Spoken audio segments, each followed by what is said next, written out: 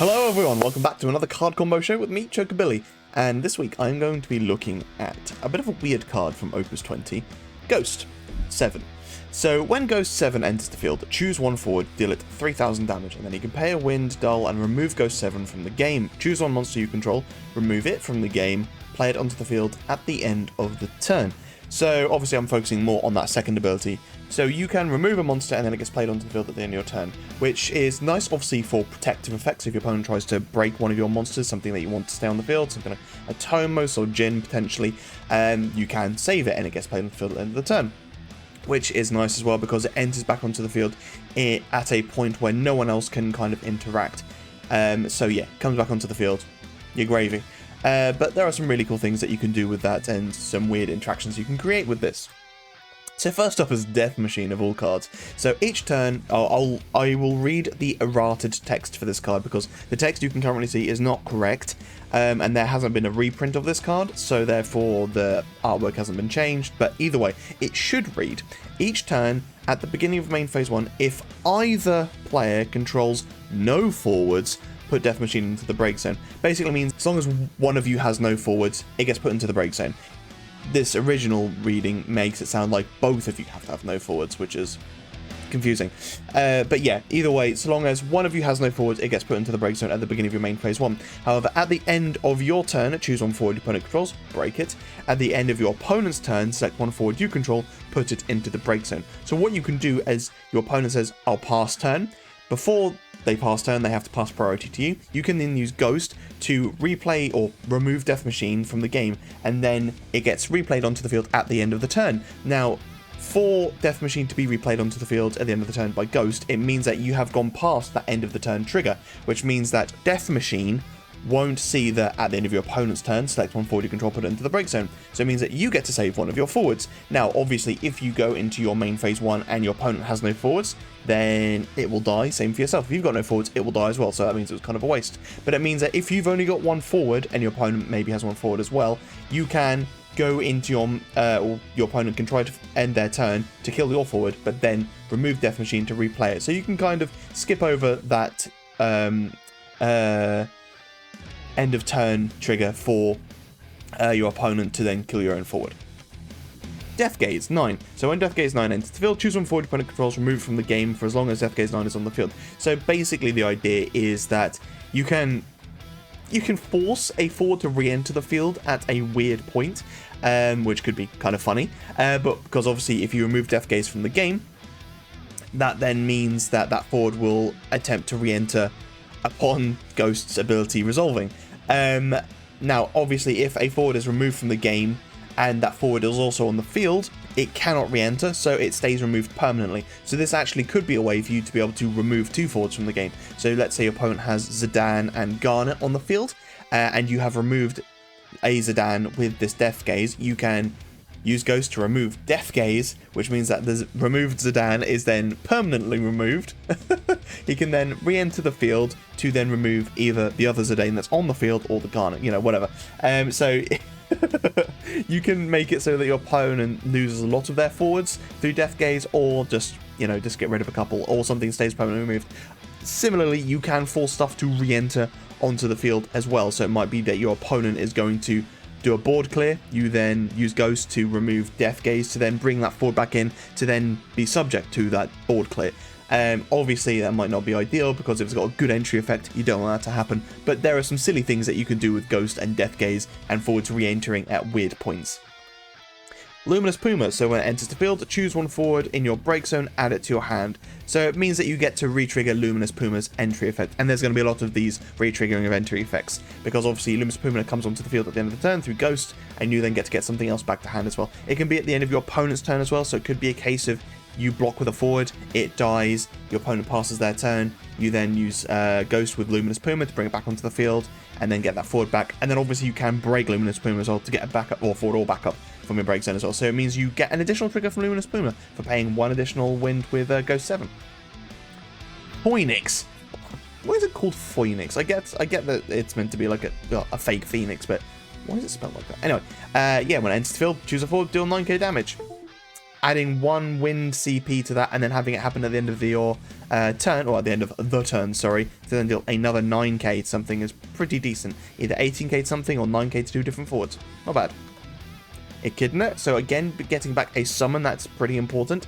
So it might be a case that you've had to cast Mist Dragon to cancel summon on your opponent's turn or something like that, Amaterasu, you know, and then your opponent goes to pass turn, you then Ghost to flicker Echidna, come back in the end of turn to then get back that summon as well, ready for your turn potentially, or just ready to use again on your opponent's turn as well. Melusine, now this doesn't work the way we want it to, and I'll explain why. And it's similar to, well, it's both similar and not similar to Death Machine. So, when Melusine enters the field, choose one forward of cost 4 or less. You gain control of it until the end of the turn. So, if you use Ghost on Melusine, Melusine is removed, and then at the end of the turn, Melusine enters the field. You then get to choose a forward and or a forward of cost 4 or less, and gain control of it. However, you do not get to control that forward through the following turn. So, if you use Ghost 7 on Melusine, at the end of your opponent's turn, enters the field, choose a forward, you don't then get that forward through your following turn. What happens is, basically you have an end of turn phase where, you know, abilities are stacked and then resolved, and that will include Ghost 7's ability.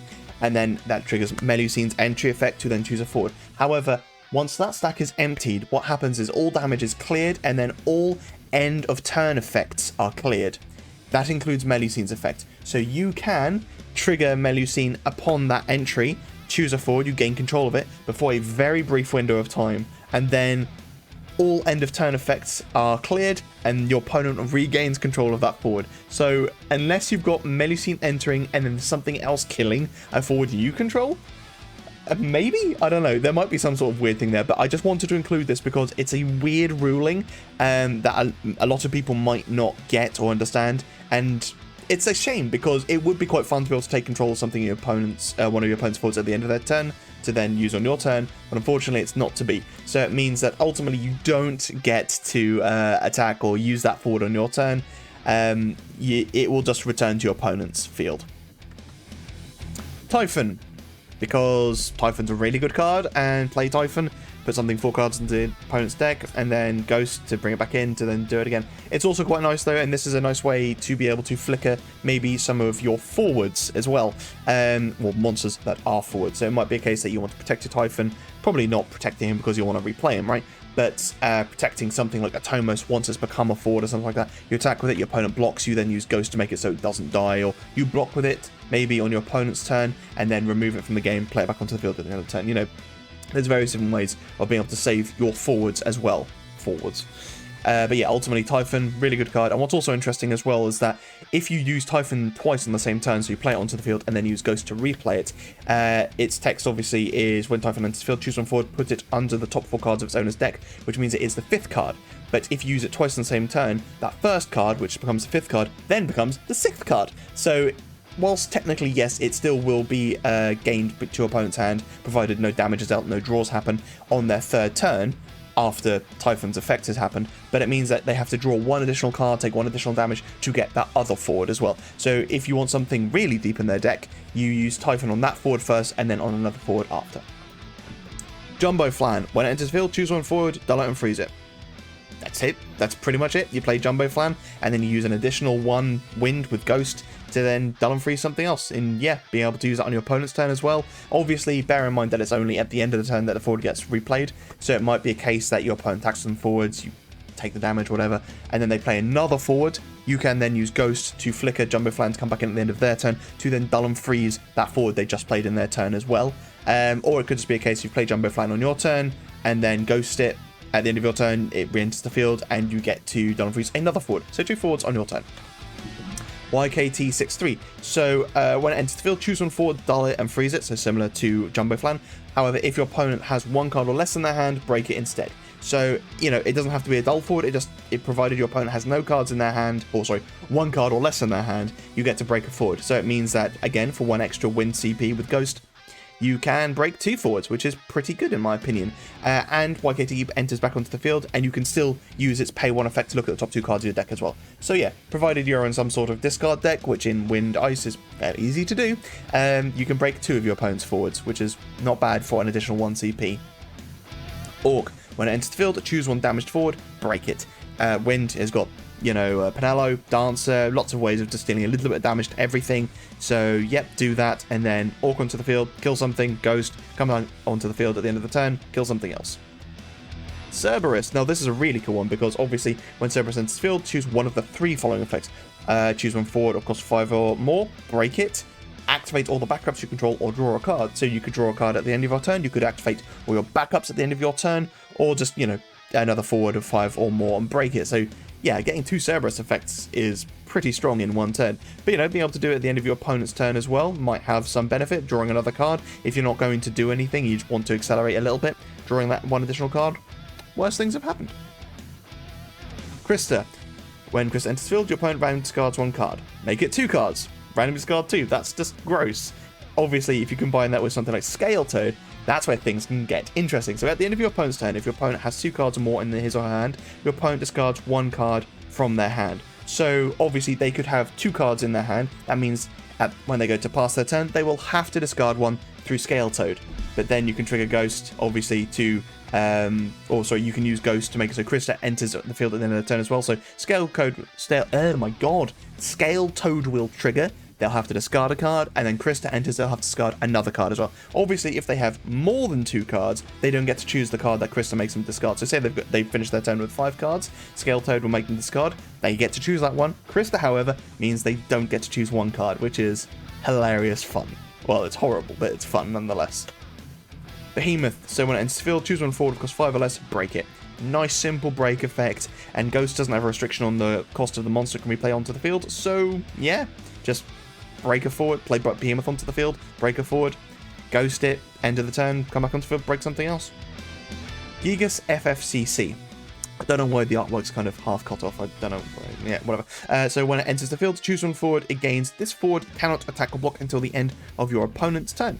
So it means that you can use it on your opponent's turn as well. So obviously play Gigas onto the field, opponent choose a forward, can't attack or block, maybe it'll be the 1 CP Tifa, for example, and then you go to your opponent's turn and they play another forward onto the field.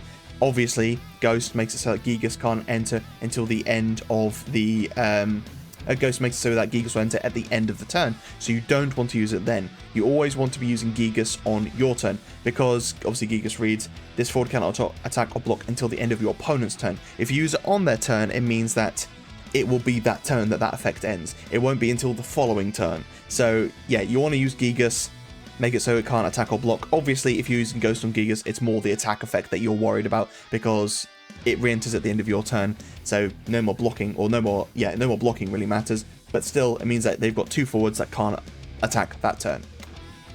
Octomammoth enters the field, choose up to 2 forwards opponent controls, return to their hands. Similarly, this is actually something you would want to use on your opponent's turn, because again, they have forwards on the field, you can probably push for game, use Ghost, Octomammoth enters onto the field, and like I said before, it's at a point where they can't kind of do anything about it unless they have you know, an Amaterasu to be able to cancel the effect, or something of that nature. Either way, just make it so that their turn finishes, Octomammoth enters the field, bounce 2 forwards, they now have 2 less forwards on your turn.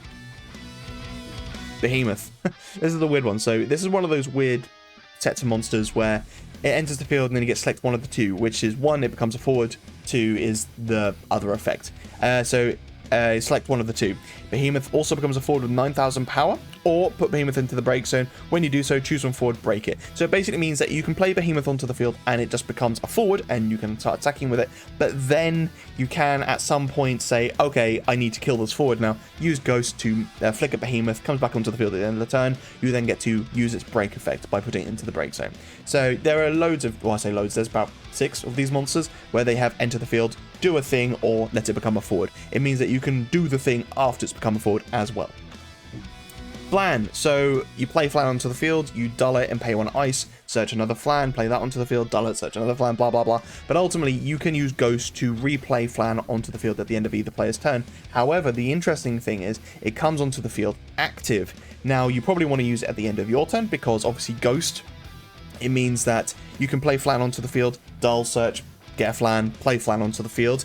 You can then use Ghost to flicker the Flan you just dulled, so it then re-enters at the end of the turn, but it'll be active. You go into your opponent's active phase, or sorry, you go into your opponent's turn, you then have 2 active Flans, and you can dull them both to make your opponent discard 2 cards, which is gross.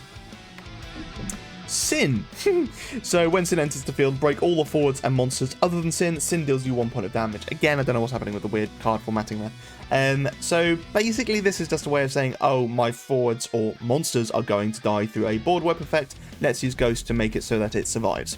Yeah, I mean, Sin doesn't really ever get played unless it's as a meme deck using Giga Graviton, but still, if there is some sort of board wipe in the future that also gets rid of monsters, I mean, you've got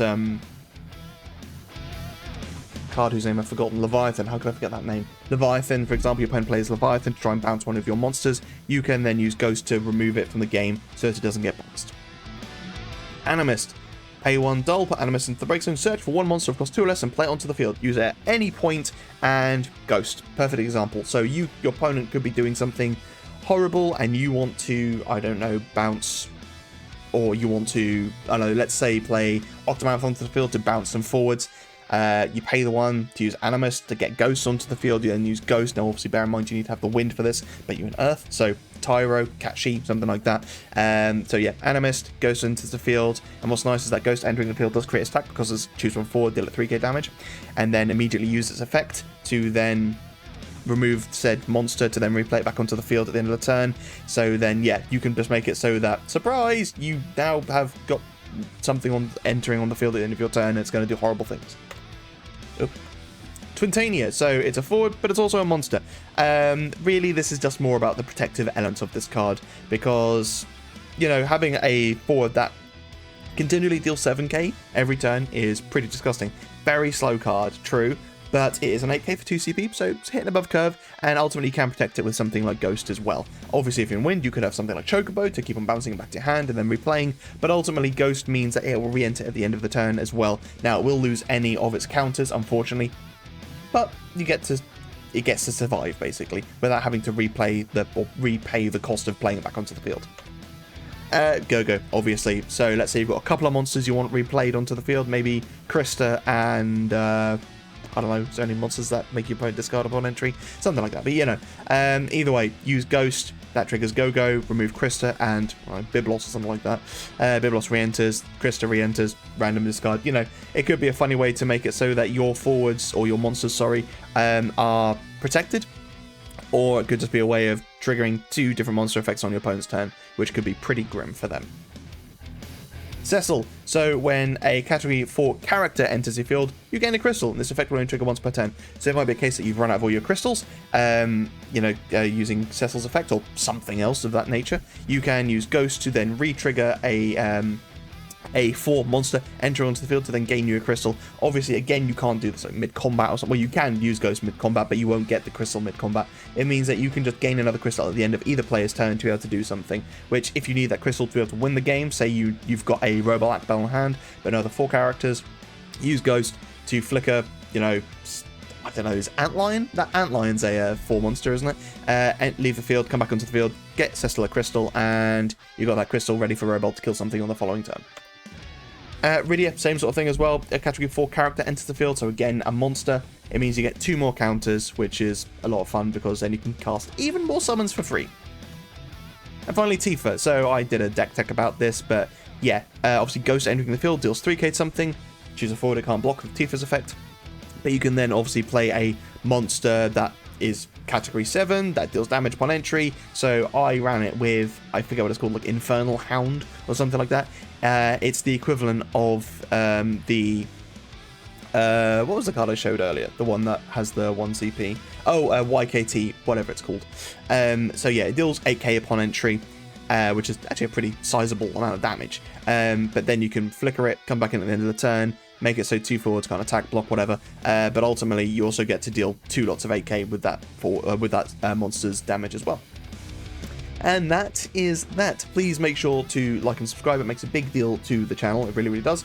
But yeah, let me know what you guys think. Have any of you guys run Ghost yet? I've run it in I've run it in 2 decks so far, and it's done all right. Like, there are often times when it isn't really useful. It has to be in a monster-focused deck, but it's a lot of fun. Obviously, I missed out Realm, but that's because, you know, the sheer volume of monsters that you can be like, play Realm to then play Ghost, and look at all these 2 CP monsters with entry effects, right? But yeah, it's just a fun way to be able to get it onto the field immediately. But yeah, what monster would you guys run that card with? Have you put it in any decks up to now? What have you guys done with it? Anyway, yeah, thank you so much for watching, guys. Stay safe, be lucky, and I will see you in the next video.